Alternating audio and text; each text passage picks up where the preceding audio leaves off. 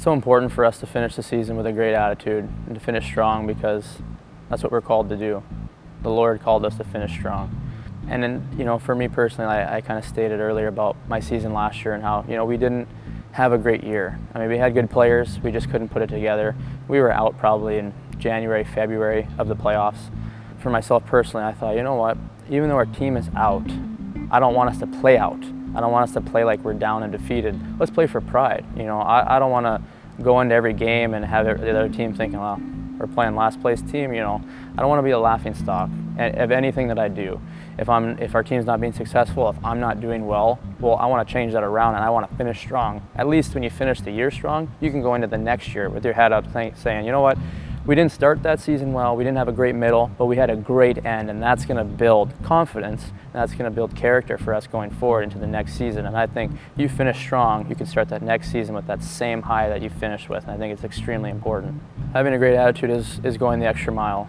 I mean, when you think about our Lord, when you think about Jesus, he went more than the extra mile. I mean, he went dozens of miles more than he needed to.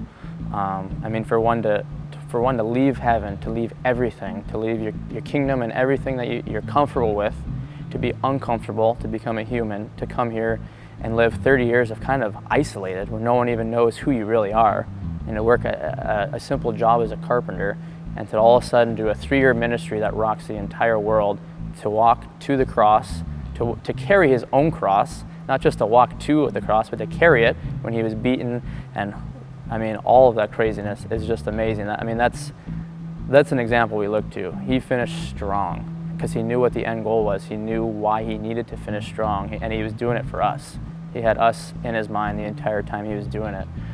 And I think for me personally, there's so many people that have been behind me my entire life, family, friends, different coaches and teammates, players, that have been behind me and have been encouraged me through so many things. So if I'm not going to finish strong, I feel like I'm not only letting God down, but I'm letting them down too. They know how tough it is sometimes when you're going through a season of highs and lows, and they know it's tough and it's difficult. But I know I'm doing it for God, but I know God's put people in my life for a reason too, and I feel like they're there to push me and to make me finish strong. And I want to do it for them too, because I want to be an encouragement, an example to them in whatever they're doing, if it's their job or if they're in school or whatever it is, for them to finish strong too, as well as the next generation of players.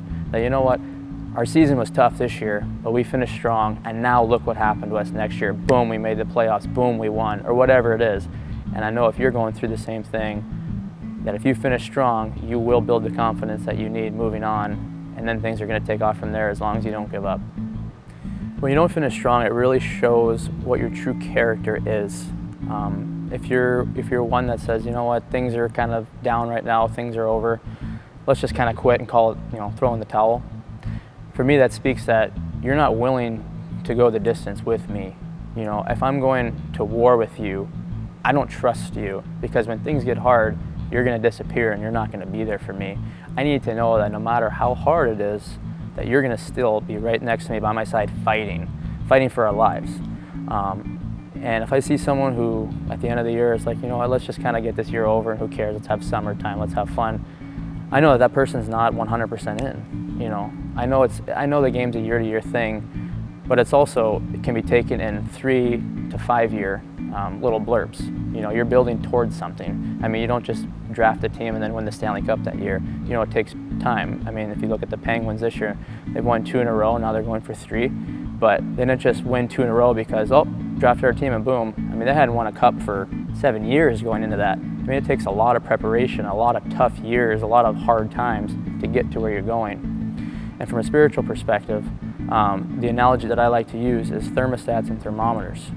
And so what I mean by that is that if you're a thermometer and you go into a situation and it's extremely negative and people are down and people are talking bad about the coach or bad about the season, are you a thermometer that kind of just takes the temperature of the room and says, that's what I'm going to be. I'm going to be negative. I'm going to throw shade at that guy or put that guy down or complain about this? Or are you a thermostat where you go in there, you say, you know what, I don't care if the room is hot, I don't care if the room is cold, I'm the one who has the ability to change that room, that locker room. Even if we're doing bad, I have the ability to have a good attitude because God gave me that attitude and He gave me joy. The joy of the Lord is our strength. He gave me that joy to go in there and be like, you know what, the mood is down, so it's my job to change that.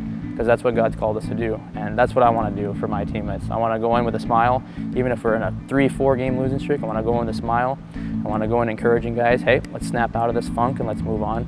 And I think as Christians, that's what we're called to do. We're not called to just be there and kind of survive with everyone else. We're called to excel and to pull everyone else further along with us.